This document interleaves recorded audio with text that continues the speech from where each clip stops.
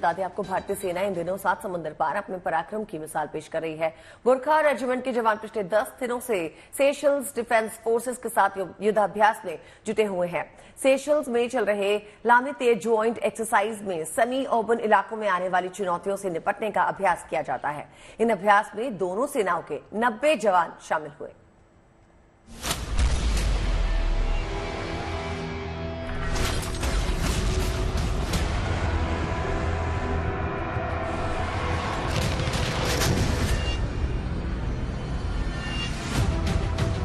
सात समंदर पार हिंदुस्तान का दम। सेशल्स डिफेंस फोर्स के साथ हिंद के जवानों का पराक्रम। गोरखा राइफल्स के जवानों ने 10 दिनों तक सेशल्स की जमीन पर अपने अद्भुत युद्ध कौशल का प्रदर्शन किया, तो इनके शौर्य के चर्चे पूरी दुनिया में होने लगे। इसी महीने की 17 तारीख को गोरखा राइफल्स के 45 जवान सेशल्स डिफेंस फोर्सेस के साथ लामितीय 2024 युद्धाभ्यास के लिए रवाना हुए थे। सेशल्स की भाषा में लामितीय का मतलब होता है मित्रता। इसी मित्रता के बंधन को और मजबूत बनाने के लिए 18 मार्च से 27 मार्च तक सेशल्स में दोनों सेनाओं ने संयुक्त युद्धाभ्यास किया। इस युद्धाभ्यास में सेशल्स डिफेंस फोर्सेस के 45 जवानों ने भारतीय नौसेना के साथ सेमी अर्बन इलाकों में ऑपरेशन का अभ्यास किया।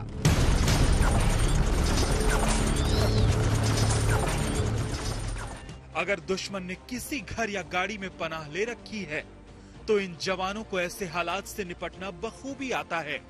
ये जवान बड़ी खामोशी से दुश्मन के करीब पहुंच जाते हैं और चंद पलों में ही अपने मिशन को पूरा करके ही दम लेते हैं।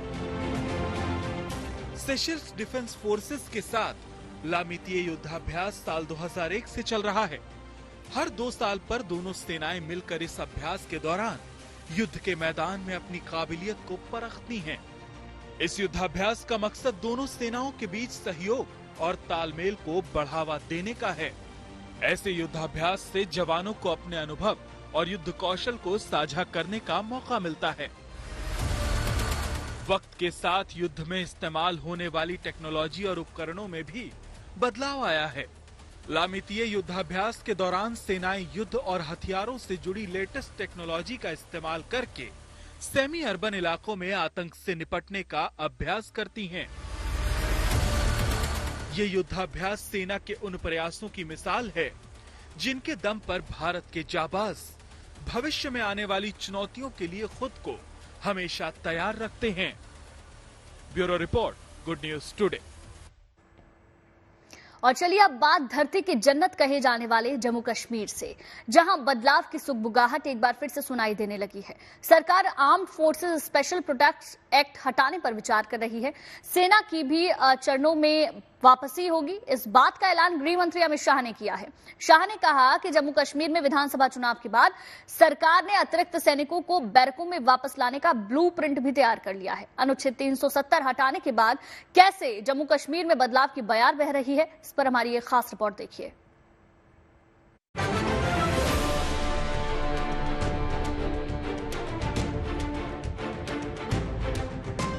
एक बात हमेशा कही जाती थी कि धारा 370 समाप्त होते ही जम्मू कश्मीर की संस्कृति, भाषा, एक वजूद खत्म हो जाएगा। 5 साल हो गए, कुछ नहीं हुआ। कश्मीरी आज भी कश्मीरी है, कश्मीरी भाषा का भी महत्व बना है, कश्मीरी खान पान का भी महत्व बड़ा है और कश्मीर के टूरिस्ट स्पॉट आज यात्रियों से भरे हुए हैं। क्रांति फैलाई जा रही है और मैं कहता हूं कि कश्मीरियत को कोई बचाएगा तो मोदी ही बचाएगा। करीब 5 साल पहले जम्मू कश्मीर में धारा 370 हटाने के साथ एक नए बदलाव की शुरुआत हुई थी। 5 अगस्त 2019 वो तारीख थी जब घाटी को विकास की मुख्य धारा में लाया गया था। और अब करीब 5 साल बाद विकास की नई गाथा लिख रहे जम्मू कश्मीर में एक और नए बदलाव की शुरुआत होने जा रही है। जम्मू कश्मीर में विधानसभा चुनाव के बाद सरकार ने अतिरिक्त सैनिकों को बैरकों में वापस लाने का ब्लूप्रिंट तैयार कर लिया है। एक कश्मीरी चैनल को दिए इंटरव्यू में गृह मंत्री अमित शाह ने कहा कि केंद्र सरकार जम्मू कश्मीर से armed force special protection act हटाने पर विचार कर रही है। शाह ने कहा कि सरकार की योजना केंद्र शासित प्रदेशों में सैनिकों को वापस बुलाने और कानून व्यवस्था को अकेले जम्मू कश्मीर पुलिस पर छोड़ने की है। इसके लिए 7 साल का ब्लूप्रिंट तैयार किया गया है। निश्चित रूप से चुनाव के बाद इस पर हम एक एक्शन प्लान बनाए हैं और जम्मू कश्मीर पुलिस के हवाले ही जम्मू कश्मीर का कानून और व्यवस्था की स्थिति होगी और धीरे धीरे ट्रूप्स बैरक में जाएंगे। ये हमारा एक डिजाइन बना हुआ है। हमने 7 साल का एक ब्लूप्रिंट बनाया है। जम्मू कश्मीर पुलिस को हम स्ट्रेंथ कर रहे हैं। जम्मू कश्मीर की पुलिस अब अपने पैरों पर खड़ी हुई और जितनी भी मुठभेड़ हुई है इसमें ज्यादातर अब जम्मू कश्मीर की पुलिस करती है, क्योंकि फोर्थ फ्रंट पर वही रहती है। हम सपोर्ट में सेंट्रल फोर्सेस रहती है। तो एक कल्चर बदला है। पहले जम्मू कश्मीर की पुलिस पर विश्वास नहीं किया जाता था दिल्ली की ओर से। हमने जम्मू कश्मीर की पुलिस में एक गुणात्मक बदलाव लाया है और फोर्थ फ्रंट पर जम्मू कश्मीर पुलिस। जम्मू कश्मीर से सैनिकों को वापस बुलाने और arm force special protection act हटाने पर विचार क्यों किया जा रहा है, ये समझने से पहले जानिए कि arm force special protection act यानी AFSPA है क्या, जिसे हटाने की लगातार मांग होती रही है। AFSPA एक ऐसा कानून है जिसे अशांत इलाकों यानी डिस्टर्ब्ड एरिया में लागू किया जाता है। AFSPA अशांत क्षेत्रों में सक्रिय सशस्त्र बलों को लोक व्यवस्था कायम रखने के लिए तलाशी लेने, गिरफ्तारी करने और गोली चलाने की व्यापक शक्तियां देता है। इसे सबसे पहले पूर्वोत्तर के राज्यों में लागू किया गया था। 90 के दशक में जब जम्मू कश्मीर में आतंकवाद बढ़ा तो यहाँ भी ये कानून लागू कर दिया गया। घाटी के युवाओं को कहना चाहता हूँ, ये मुगालते से बाहर निकल जाइए। ये पाकिस्तान का प्रोपोगंडा है, इससे बाहर निकल जाइए। पाकिस्तान में जिस प्रकार की भूख है, जिस प्रकार का अर्थतंत्र है, जिस प्रकार की महंगाई है, आज सभी पाकिस्तान वालों को भी कश्मीर स्वर्ग दिखता है और भारत के सभी लोग तो कश्मीर को स्वर्ग मानते हैं। हमारे युवा स्वर्ग को एंजॉय करें, विकास की प्रक्रिया से जुड़े, पढ़ाई लिखाई के साथ जुड़े, हाथ में पत्थर न पकड़े, लैपटॉप पकड़े, सरकार के साथ अपनी समस्याओं का संवाद करें। अनुच्छेद 370 हटने के बाद घाटी की आवाम को गुमराह करने की कई नापाक कोशिश हुई, लेकिन सभी नाकाम हुई। पिछले 5 साल में जम्मू कश्मीर लगातार विकास और शांति पथ पर आगे बढ़ता गया है। युवाओं ने शिक्षा और रोजगार के महत्व को समझा है। आज जम्मू कश्मीर में 2 बड़े कैंसर अस्पताल, IIT, IIM जैसे आधुनिक शैक्षणिक संस्थान है। स्वास्थ्य व्यवस्थाओं के लिए जम्मू कश्मीर में एम्स का उद्घाटन हो चुका है, जबकि कश्मीर में एम्स पर तेजी से काम चल रहा है। जम्मू कश्मीर शांति की ओर आगे बढ़ा है, टेररिज्म खत्म हो रहा है, 2 दरबार की परंपरा समाप्त हो चुकी है, पत्थरबाजी लगभग नहीं 0 हो चुकी है, भ्रष्टाचार रोकने के लिए एंटी करप्शन ब्यूरो बन चुका है, जनता का पैसा जनता के पास पहुंच रहा है, पठानकोट की नाका परमिट समाप्त हो चुकी है। 33 साल के बाद आज जम्मू कश्मीर के अवाम रात्रि के शो में भी सिनेमा में पिक्चर का लुत्फ उठा रहे हैं। 30 साल के बाद मुहर्रम का जुलूस निकला है और G20 का आयोजन दुनिया भर के लोग कश्मीर में होते हुए बदलाव को देखकर गए हैं। जाहिर तौर पर जम्मू कश्मीर में बेहतरी के लिए जो बदलाव आजादी के बाद नहीं हुए, वो पिछले 5 साल में हुए हैं। आज घाटी में न सिर्फ शांति की बयार बह रही है, बल्कि जम्मू कश्मीर तरक्की की राह पर निरंतर रफ्तार भर रहा है। और इसलिए आज अमित शाह ने जो संकेत दिए हैं, जम्मू कश्मीर में जिस तरह योजनाबद्ध तरीके से सरकार काम कर रही है, उसके प्रभाव दूरगामी तो होंगे ही, घाटी में एक नए युग की शुरुआत भी होगी। Bureau report, good news today. South के सुपरस्टार रामचरण की ईश्वर भक्ति किसी से छिपी नहीं है। आस्था के दर पे मत्था टेकने की उनकी तस्वीरें अक्सर सामने आती रहती हैं। आज एक बार फिर रामचरण भगवान के दर पे पहुंचे हैं। मौका उनके जन्मदिन का है। रामचरण आज अपना 39वां बर्थडे सेलिब्रेट कर रहे हैं। रामचरण ने अपने इस खास दिन की शुरुआत आंध्र प्रदेश के तिरुपति मंदिर, बालाजी के दर्शन और पूजा अर्चना से की। रामचरण के साथ उनकी पत्नी उपासना कामिनेनी और उनकी बेटी क्लिन कैरा थी। इस दौरान एक्टर सफेद रंग की धोती कुर्ता में दिखाई दिए, वहीं उपासना ने पिंक कलर की साड़ी पहनी थी।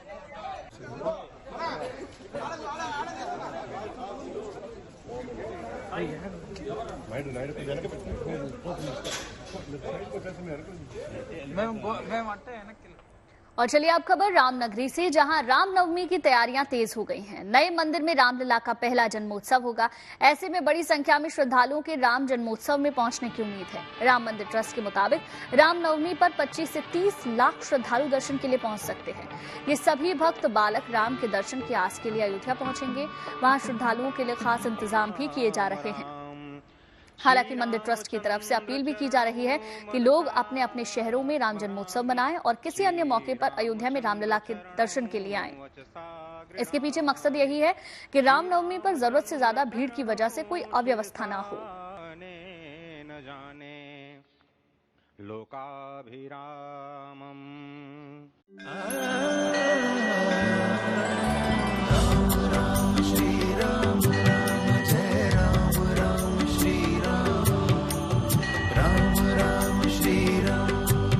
अवधपुरी में इस बार खास होगा रामलला का जन्मोत्सव।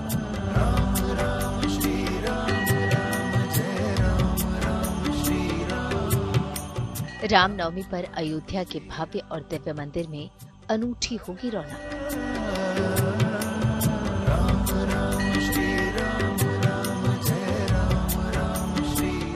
बालक राम पहली बार अयोध्या में अपने भव्य मंदिर में जन्मोत्सव मनाएंगे। जनवरी में मंदिर की प्राण प्रतिष्ठा के बाद से जिस तरह से अयोध्या में राम दर्शन के लिए भक्तों का सैलाब उमड़ रहा है, ऐसे में अनुमान लगाया जा रहा है कि रामनवमी के दिन भी राम भक्तों की संख्या रिकॉर्ड तोड़ सकती है।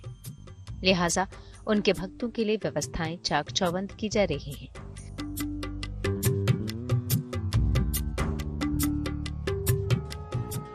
श्रद्धालुओं के सामान को सुरक्षित रखने के लिए 15,000 लॉकर की व्यवस्था की गई है। श्रद्धालुओं को गर्मी से राहत के लिए जगह जगह पीने के पानी की व्यवस्था होगी। धूप से बचाव के लिए जन्मभूमि पथ पर शेड बनाया गया है। राम जन्मभूमि मंदिर में किसी भी दर्शन, आरती या प्रसाद के लिए कोई शुल्क नहीं लिया जाएगा। साथ ही लॉकर भी निःशुल्क उपलब्ध होगा। जूते चप्पलों की रखवाली के लिए भी कोई शुल्क नहीं लिया जाएगा।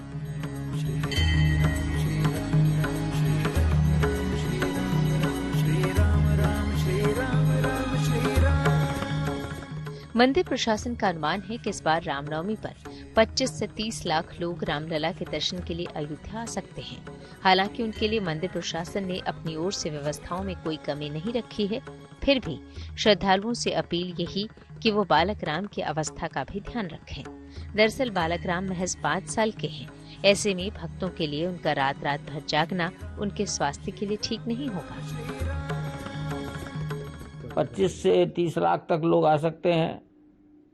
अब 5 साल के बालक को कितना जगाना है, सोचना है भाई। लेकिन मैं यही कहूंगा कि अपने गांव में भी रामनवमी हो सकती है भाई। 17 अप्रैल को देश भर में रामनवमी मनाई जाएगी, राम का जन्मोत्सव, और इसके लिए अयोध्या में 9 अप्रैल से ही भक्तों का मेला शुरू हो जाएगा और इसके लिए तैयारियां अंतिम दौर में हैं। Bureau report, good news today.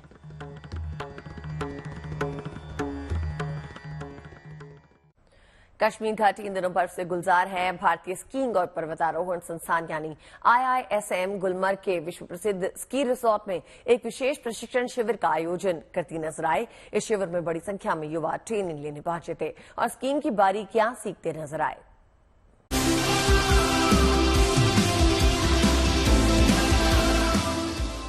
बर्फ पर स्कीइंग का रोमांच, हिम पर खिलाड़ियों में जबरदस्त जोश।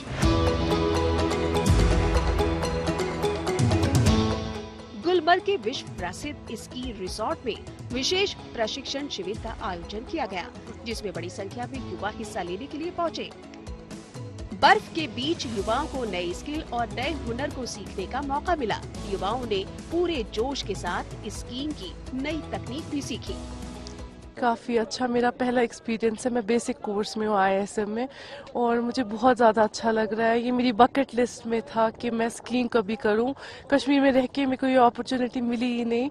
अब मुझे लगता है कि यंगस्टर्स को करना चाहिए स्टार्ट। ये बहुत अच्छा एक्सपीरियंस है। शुरू में मुझे जब तक ट्राई नहीं करा था बहुत डर लग रहा था। I was very scared, but after coming to Gulmarg and with the view, इतने अच्छे व्यू के साथ, इतनी अच्छी गाइडेंस के साथ, नाउ अच्छी ट्रिक्स सीखने के बाद I am feeling like this is the best. अभी मजा आ रहा है स्कीइंग करने में। जैसे कि आपको पता है स्लोप जो है पूरी दुनिया को अट्रैक्ट करते हैं। अभी खेलो इंडिया भी है।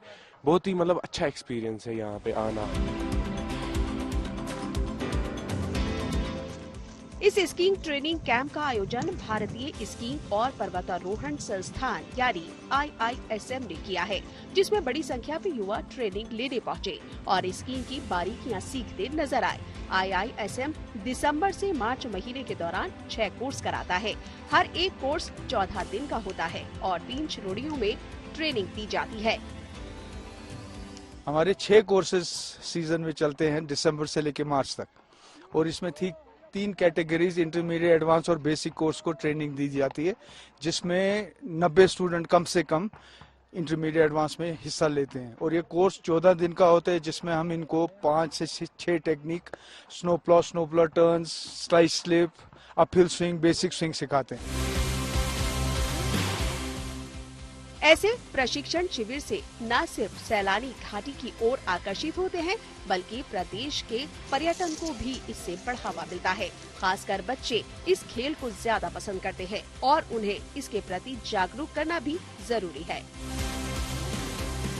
Bureau report, good news today. Jammu Kashmir पहुंच रहे सैलानियों को किसी दिक्कत का सामना न करना पड़े, इसके लिए प्रशासन ने बर्फ हटाने का काम तेज कर दिया है। जम्मू कश्मीर के गुरेज वैली में 38 दिनों बाद सड़क से पूरी तरह से बर्फ हटाई जा सकी है। वहां इस काम के लिए बड़ी बड़ी गाड़ियों को भी लगाया गया था, क्योंकि कई फीट तक बर्फ जम चुकी थी। छोटे छोटे बर्फ के पहाड़ सड़कों के किनारे दिख रहे थे। ऐसे में इस काम का जिम्मा सीमा पर सड़क बनाने वाले संगठन BRO को सौंपा गया। ये संगठन 38 दिन बाद गुरेज वैली की इस सड़क को कश्मीर के दूसरे हिस्सों से जोड़ने में कामयाब रहा। सिंगापुर के राष्ट्रपति भारत दौरे पे जैसलमेर पहुंचे तो वहां उनका भव्य स्वागत किया गया। इसके बाद राष्ट्रपति अपने परिवार के साथ शहर को घूमने निकल गए। उन्होंने जैसलमेर के रेतीले धोरों और दूसरे पर्यटन स्थलों का दौरा किया और इस दौरान राष्ट्रपति जैसलमेर की सड़कों पर पैदल घूमते भी दिखाई दिए। साथ ही उनकी ऐतिहासिक हवेलियों की निहारते हुए तस्वीरें भी सामने आई हैं।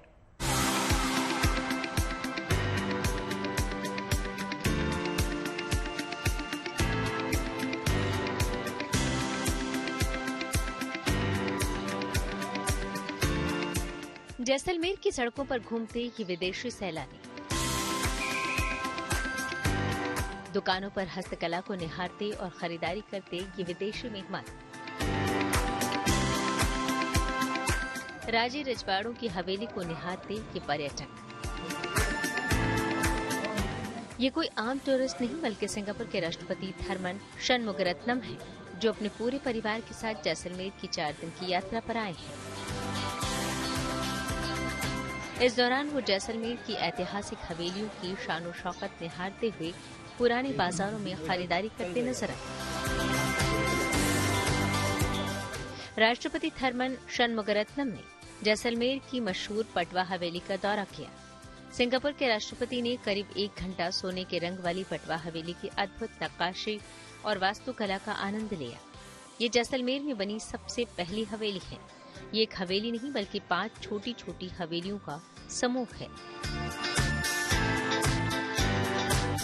जैसलमेर की सैर को निकले सिंगापुर के राष्ट्रपति शहर की गलियों और बाजारों के भ्रमण को भी निकले, जहां वो एक आम खरीदार की तरह शॉपिंग करते नजर आए।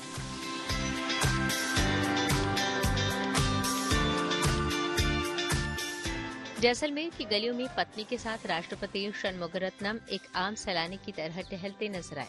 उन्होंने कई दुकानों में पारंपरिक हस्तकला की चीजों, बेडशीट्स, वॉल हैंगिंग, साड़ियों समेत कई चीजों की खरीदारी की। अपने 4 दिवसीय दौरे के दौरान सिंगापुर के राष्ट्रपति भारतीय सभ्यता और संस्कृति से काफी प्रभावित नजर आए। जैसलमेर आते ही होटल में मिले शानदार स्वागत के साथ भारत की मेहमान नवाजी से वो काफी खुश नजर आए। वो इस कला को देख के बहुत ही अभिभूत हुए और उनको सबसे अच्छी बात ये लगी कि जो पुराना स्टफ या पुराना जो भी टेक्सटाइल बचा हुआ है उससे हम रिसाइकल करके जो प्रोडक्ट बनाते हैं, उन्हें ये बात बहुत अच्छी लगी। उन्होंने इन आर्टिजन को प्रोत्साहित करने के लिए इनके हाथ की बनी हुई 3 वस्तुएं भी ली, जिसमें एक वॉल हैंगिंग था, एक रनर था और एक। जैसलमेर शहर के इस छोटे से टूर के बाद आज सिंगापुर के राष्ट्रपति मशहूर ऊंट सफारी भी करेंगे, साथ ही ट्रेडिशनल क्यूजिन का लुत्फ भी उठाएंगे। 29 मार्च को राष्ट्रपति जोधपुर रवाना हो जाएंगे। Vimal Bhatia, Jaisalmer, good news today. बात करते हैं पहले चरण के चुनाव के नामांकन की। पहले चरण के चुनाव के लिए नामांकन दाखिल करने का आज आखिरी दिन है। बीजेपी के स्टार प्रचारक नितिन गडकरी नागपुर में पर्चा दाखिल कर रहे हैं।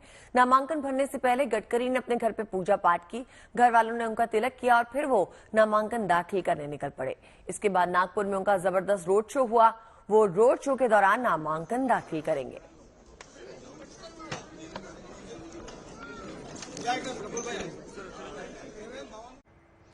वहीं मेरठ सीट से बीजेपी के उम्मीदवार और टीवी कलाकार अरुण गोविल नामांकन भरने से पहले कल मेरठ पहुंचे और वहां औगड़नाथ मंदिर में जीत के लिए कामना की और आशीर्वाद लिया। दर्शन पूजन के बाद अरुण गोविल ने कहा कि जिसे परिभाषित राजनीति कहते हैं वह नहीं करेंगे। उन्होंने कहा कि बीजेपी जरूर 400 पार करेगी।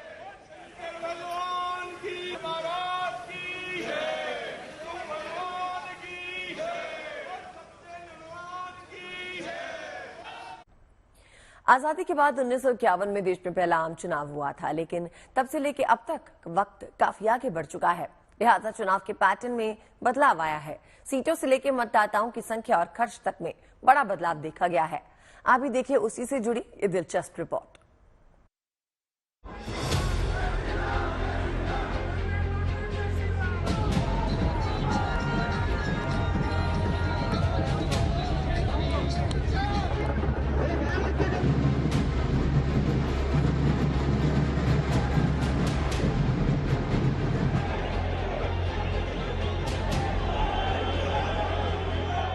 जब भी कोई चुनाव होता है तो ऐसी तस्वीरें आम होती हैं।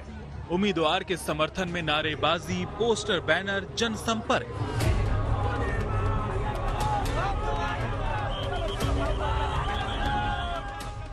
इस साल होने जा रहे लोकसभा चुनाव को लेकर भी ये सब दिख रहा है।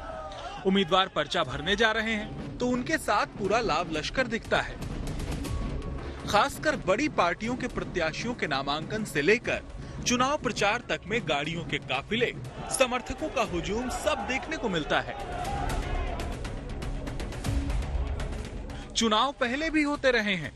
1951-1952 में देश का पहला आम चुनाव हुआ था और तब से लेकर आज तक बहुत बदलाव आ चुके हैं। पहले के चुनाव और अब के चुनाव की बात करें तो कई दिलचस्प बदलाव का पता चलता है। मसलन पहले लोकसभा चुनाव में कुल 489 सीटों के लिए मतदान हुआ था, जबकि अब सीटें बढ़कर 543 हो गई हैं। पहले आम चुनाव में वोटरों की तादाद 17 करोड़ 32 लाख के करीब थी, जबकि 2024 के चुनाव में वोटरों की संख्या 97 करोड़ पहुंच चुकी है। देश का पहला चुनाव 68 चरणों में कराना पड़ा था, जबकि अब अमूमन 7 चरणों में चुनाव संपन्न कराए जा रहे हैं। हालांकि सीटों के लिहाज से पहले भी उत्तर प्रदेश सबसे बड़ा राज्य था और अब भी है, लेकिन पहले 86 सीटें थीं, अब 80 सीटें हैं। पहले आम चुनाव से लेकर अब तक मतदाताओं की संख्या में भी भारी इजाफा हुआ है। पहले आम चुनाव के मुकाबले अब करीब 80 करोड़ वोटर बढ़ चुके हैं। पहले 21 साल की उम्र होने पर ही मतदान का अधिकार था, तो अब 18 साल का होने पर वोट डालने का हक मिलता है। समय के साथ साथ चुनाव का तरीका भी बदल रहा है। पहले बैलेट पेपर से चुनाव होते थे, लेकिन टेक्नोलॉजी में विस्तार की वजह से अब ईवीएम यानी इलेक्ट्रॉनिक वोटिंग मशीन से चुनाव हो रहे हैं। एक बड़ा फंड ईवीएम की खरीद और इसके रखरखाव पर खर्च होता है। खर्च की अगर बात करें तो पहले आम चुनाव में 10.5 करोड़ रुपए खर्च हुए थे, यानी हर मतदाता पर महज 60 पैसे का खर्च आया था। हालांकि सबसे किफायती चुनाव 1957 में हुआ था, तब चुनाव पर 5.9 करोड़ रुपए खर्च हुए थे, यानी हर मतदाता पर महज 30 पैसे का खर्च। अगर बीते लोकसभा चुनाव की बात करें तो 2019 में करीब 6,600 करोड़ रुपए खर्च हुए थे। तब मतदाता की संख्या करीब 91.2 करोड़ थी और खर्च बढ़कर 72 रुपए प्रति मतदाता पहुंच गया।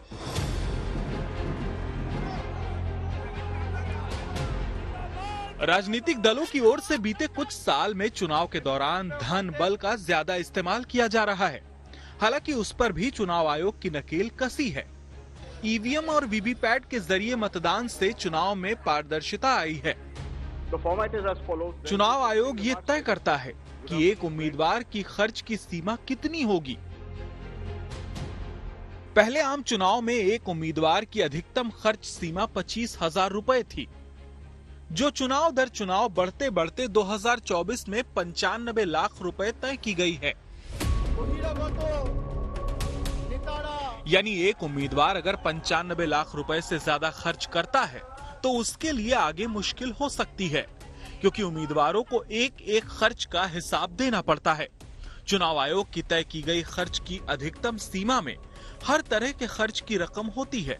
सार्वजनिक बैठक, रैली, विज्ञापन, पोस्टर, बैनर, वाहन, चाय, बिस्किट, समोसे और गुब्बारे तक का खर्च इसमें शामिल होता है और हर खर्च की कीमतें भी निर्धारित होती हैं। Bureau report, good news today. अपनी सेहत को ट्रैक करने के लिए आप स्मार्ट वॉच पहनते होंगे या फोन में कई तरह के ऐप इस्तेमाल करते होंगे, लेकिन क्या कभी आपने अपनी डेंटल हेल्थ के बारे में सोचा है? दांतों का ध्यान रखना भी उतना ज्यादा जरूरी है जितना हम अपनी सेहत का ख्याल रखते हैं, क्योंकि हेल्दी स्माइल के लिए जरूरी है कि लोग अपनी डेंटल हेल्थ का ख्याल रखें। एम्स ने डेंटल हेल्थ को मद्देनजर रखकर एक ऐसा ही ऐप बनाया है जिसका नाम है हेल्दी स्माइल। इस ऐप के जरिए आप अपने बच्चों की ओरल हेल्थ को ट्रैक कर सकते हैं, साथ ही ओरल हेल्थ से संबंधित कई जानकारियां भी प्राप्त कर सकते हैं। आपकी मुस्कान अच्छी रहे और आपकी डेंटल हेल्थ भी अच्छी रहे, इसको लेकर एम्स एक ऐप लेकर आया था जिसका नाम है हेल्दी स्माइल। यानी जब आप हंसे तो आपकी जो स्माइल है वो बहुत स्वस्थ रहे। अब इस ऐप को और अपग्रेड किया गया है। इस ऐप में एक ऐसा कैलेंडर लाया गया है कि आपने दिन में 2 बार ब्रश किया है या नहीं, आपके बच्चे ने दिन में 2 बार ब्रश किया है या नहीं, आप इसको रेगुलेट कर सकते हैं और इसका जो डेटा है एम्स तक पहुंचेगा। कैसे काम करेगा हम समझेंगे डॉक्टर कल्पना बंसल से, क्योंकि इनका ही ऐप है और इनकी लंबी मेहनत है। मैम, एक ऐसा ऐप जो आपको ये बता देगा कि मेरे बच्चे ने दिन में 2 बार ब्रश किया या नहीं, क्या है इसका मकसद और कैसे काम करता है? इस ऐप का मकसद है लोगों में ये अवेयरनेस क्रिएट करना दैट डेंटल हेल्थ जो है उसको मेंटेन करने के लिए बहुत सिंपल मेजर्स होते हैं, बट थोड़ी सी जानकारी ना होने की वजह से लोग उसको फॉलो नहीं कर पाते हैं और उनकी प्रॉब्लम्स शुरू होती हैं। उनको टाइम पे ट्रीटमेंट ना लेने से भी प्रॉब्लम्स जो हैं बढ़ती चली जाती हैं। सो बेसिकली ये जो ऐप है इसमें सिंपल मेजर्स हैं, थोड़े से पॉइंट्स वाइज बताया हुआ है, एज स्पेसिफिक हैं, कुछ वीडियोस हैं, कुछ टाइमर है, एक FAQs हैं, जिससे कि लोगों में अवेयरनेस क्रिएट करना चाहती हूँ मैं पेरेंट्स में कि बच्चों की हेल्थ को मेंटेन किस एज से ही शुरू कर देना चाहिए। लेकिन आप अपनी डेंटल हेल्थ को भी रिकॉर्ड कर पाए, शायद ये अपने आप में खास और एक अनोखा ऐप होगा। या मुझे लगता है भारत में अभी नया प्रयास है, विदेशों में बेशक से होगा। यहाँ पे हाँ, ऐसे जो छोटे बच्चों के दांत के कीड़े के लगने के लिए जो प्रिवेंशन की ऐप है, एजुकेशनल ऐप है, ये अपने आप में ये कह सकते हो कि ये शुरुआती ही है। ऐसी कोई ज़्यादा ऐप्स है नहीं इंडिया में। और दूसरी जो बड़ी खास बात इसकी है कि ये 2 लैंग्वेजेस में है। इसमें ओरिजिनल वीडियोस हैं और टाइमर है, जो कि होती हैं मे बी अब्रॉड की ऐप्स में होंगी, बट इतनी ज़्यादा कॉमन भी नहीं है। और ब्रशिंग कैलेंडर तो आई डोंट थिंक सो किसी और में होगा। और छोटे बच्चों के पेरेंट्स हैं उनको ये बड़ी दिक्कत है कि छोटा बच्चा खुद से ब्रश नहीं कर सकता है, तो इसके लिए उनके पेरेंट्स को ज़्यादातर समझना है कि उनको कैसे ब्रश करवाया जाए।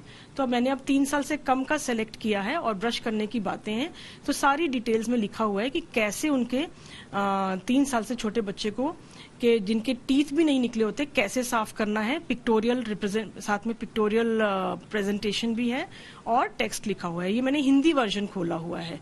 और ऐसे ही 5 पॉइंट्स हैं कि कैसे क्या क्या फॉलो करना है, कि कब शुरू कर देना होता है। यहाँ पे ये क्लियरली मेंशन है। कभी ये सिर्फ एंड्रॉयड के लिए बना है, ये अभी इसका वो है।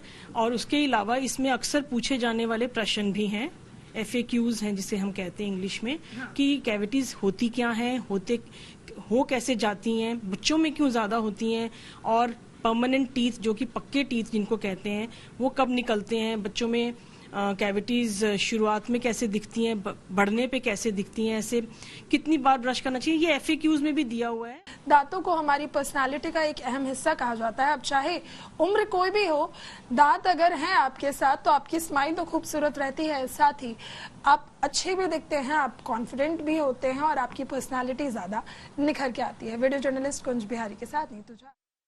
पहुंच गए लंच टाइम के आखिरी पड़ाव में, जहां हम आपको दिखाते किसी महान व्यक्ति की कही बातें। आइए डालते हैं नजर आज के विचार पर। सुभाष चंद्र बोस ने कहा है कि यदि कोई युवा मातृभूमि की सेवा नहीं करता तो उसका जीवन व्यर्थ है।